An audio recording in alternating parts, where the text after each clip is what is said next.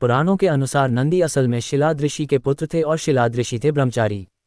दरअसल हुआ यूं कि ब्रह्मचारी व्रत का पालन करते करते शिलाद ऋषि के मन एक भय बैठ गया। भय था कि बिना संतान उनकी मृत्यु के बाद उनका वंश समाप्त हो जाएगा।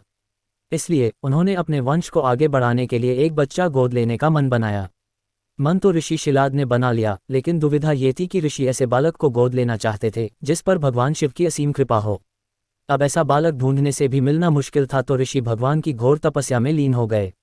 लंबे समय तक तप करने के बाद भी उन्हें इसका कोई भी फल प्राप्त नहीं हुआ। ऐसे में ऋषि शिलाद ने अपनी तपस्या को और भी कठोर कर दिया। काफी समय के कठोर तप के बाद आखिर भगवान शिव प्रसन्न हुए और उन्होंने ऋषि शिलाद को दर्शन दिए। भगवान शिव ने शिलाद ऋषि से कहा, मांगो, क्या वर मांगना चाहते हो। ऋषि शिलाद ने अपनी कामना भगवान शिव से जाहिर की। भगवान शिव ने शिलाद को पुत्र का आशीर्वाद दिया और वहां से चले गए।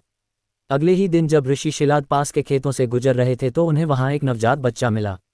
बच्चे का मुख बेहद ही मनमोहक और लुभावना था। ऋषि बच्चे को देख बहुत खुश हुए और यह सोचकर इधर उधर देखने लगे कि इतने प्यारे बच्चे को इस हाल में यहाँ छोड़कर कौन चला गया। तभी भगवान शिव की आवाज आई और उन्होंने कहा, शिलाद यही है तुम्हारा पुत्र। अब तो ऋषि शिलाद की प्रसन्नता का कोई ठिकाना ही नहीं था। वह उसे अपने साथ अपने घर ले आए और उसका लालन पालन करने लगे। देखते देखते नंदी बड़ा हो गया। एक दिन ऋषि शिलाद के घर 2 सन्यासी आए। ऋषि शिलाद की आज्ञा से नंदी ने दोनों सन्यासियों का खूब आदर सत्कार किया, उन्हें भोजन कराया। ऋषि शिलाद के घर मिले इस सेवा भाव से दोनों सन्यासी अत्यधिक प्रसन्न हुए।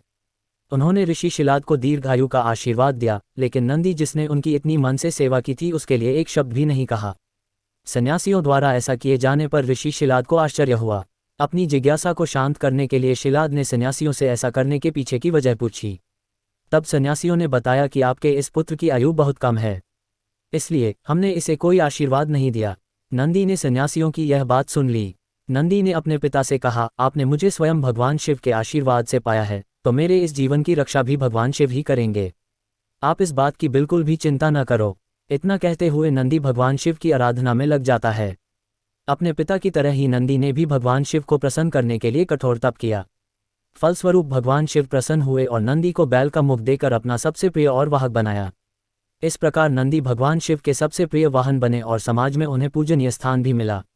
यही वजह है कि भगवान शिव की आराधना से पूर्व उनके प्रिय नंदी की पूजा की जाती है।